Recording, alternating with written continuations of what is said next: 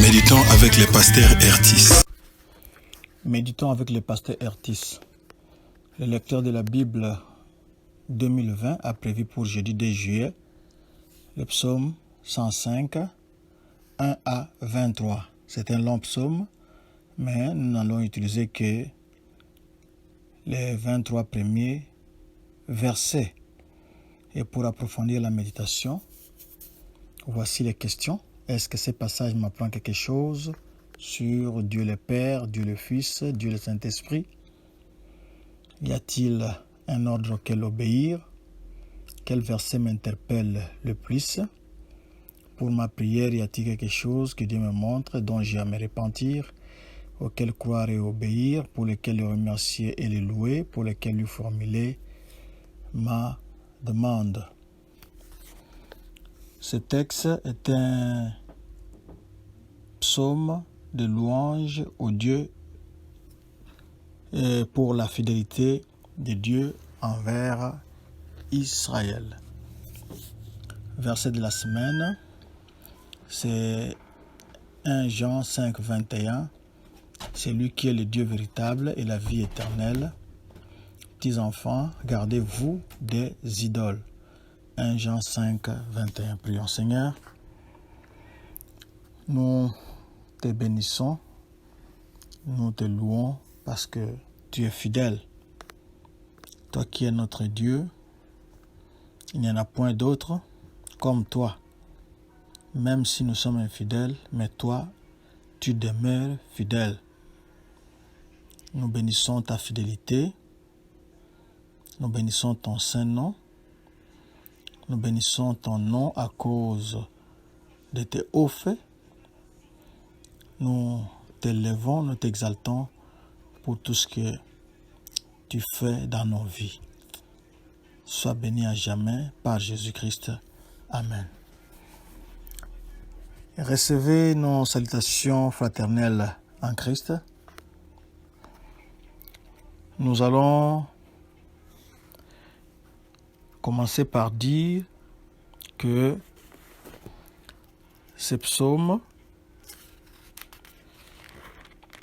du 1er au 15e verset, on peut retrouver ce texte dans 1 Chronique 16, 8 à 22, là où on chantait cela comme étant une partie de la célébration de David lorsqu'il avait ramené l'arche de l'Alliance à Jérusalem.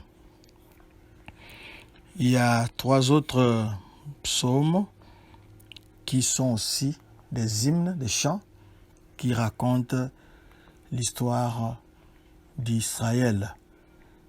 Il s'agit des psaumes 78, psaume 106 et psaume 136. Du 1er au 6e verset, le psalmiste commence par inviter son audience à proclamer les hauts faits de Dieu sur Israël pour que le peuple aux alentours puissent entendre et puissent se rappeler de ces hauts faits. Il mentionne le statut spécial d'Israël comme étant le peuple choisi de Dieu. Et il ne manquera pas de citer nommément les patriarches tels que Abraham et Jacob. Une façon d'anticiper le résumé historique qui va suivre. Nous allons lire le verset 4 et le verset 5. Ayez recours à l'Éternel et à son appui. Cherchez continuellement sa face. 5, souvenez-vous des prodiges qu'il a faits, de ses miracles et des jugements de sa bouche. Si Dieu semble loin, nous devons le chercher avec insistance, parce que Dieu rémunère, Dieu récompense ceux qui le cherchent sincèrement. On peut lire Hébreux 11, 6. Jésus avait promis ceci, demande et il te sera donné. Cherche et tu trouveras, frappe et on t'ouvrira. C'est dans Matthieu 7, 7. La personne qui a écrit ces psaumes suggère une voie valable pour trouver Dieu. Il faudra devenir familier avec ce qu'il a déjà fait dans le passé. Si tu connais cela, cela va te rassurer et te pousser à le chercher encore plus pour qu'il se manifeste aussi à toi tel qu'il avait fait avec Israël. La Bible a repris l'histoire du peuple de Dieu.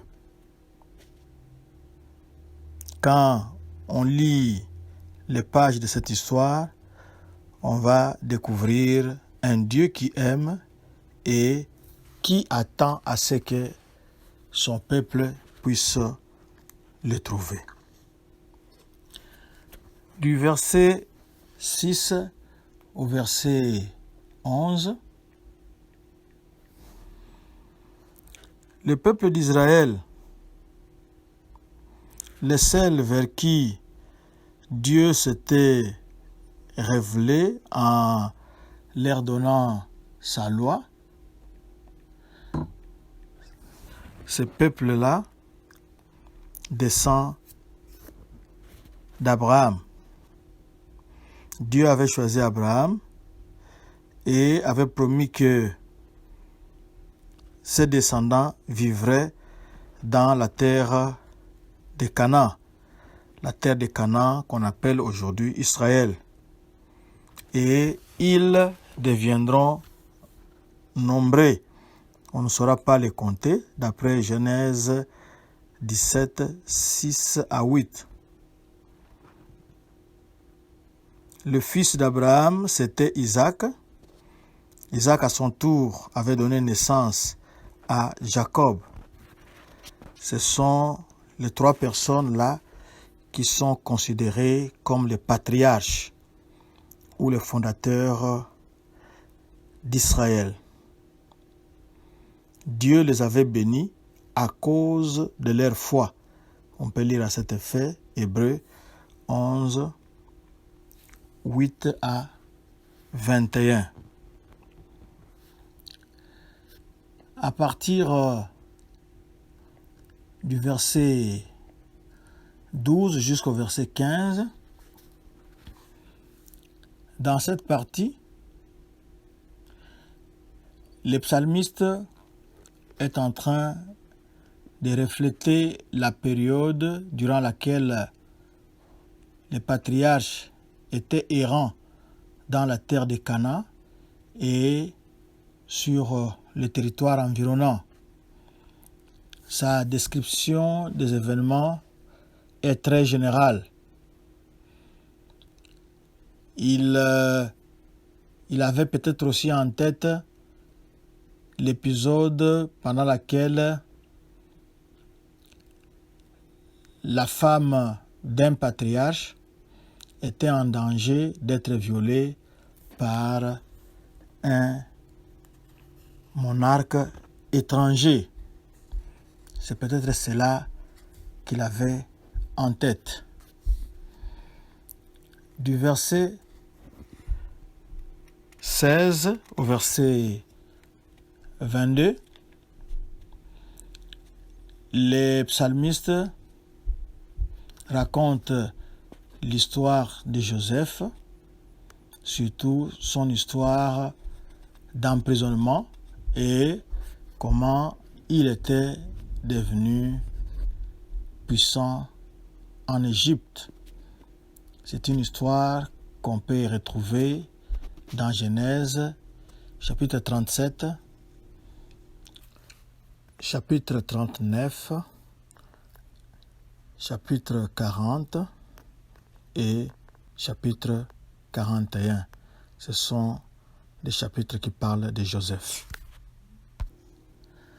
Comme nous avons pu le voir, Dieu est fidèle. Même si on ne semble pas voir quelque chose dans votre vie, mais vous pouvez vous réconforter en lisant la Bible, en relisant l'histoire d'Israël. Vous verrez que ce Dieu-là est grand, il est merveilleux, il avait accompli de grandes choses et il n'est pas fini. Il peut toujours accomplir ces mêmes choses dans votre vie. Parce que nous avons une promesse ferme de Jésus-Christ, le Fils de Dieu, celui qui nous a révélé le Père en Matthieu 7,7. Demandez, il vous sera donné. Cherchez, vous trouverez. Frappez et l'on vous ouvrira. Et Dieu qui a fait cette promesse, il est fidèle. On peut toujours compter sur lui. Nous allons alors prier. Seigneur, nous te disons merci de nous rappeler ta fidélité. Nous te disons merci. Nous nous remémorons tes hauts faits et te demandons d'agir dans la vie de mon frère, dans ma vie et pourquoi pas dans la vie de ma sœur. Au nom de Jésus-Christ. Amen.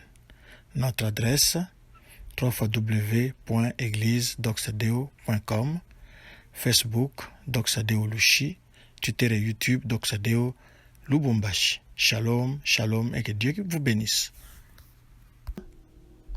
www.eglisedoxadeo.com, Facebook Doxadeo Lushi, Twitter et YouTube Doxadeo Lubumbashi. Que Dieu vous bénisse.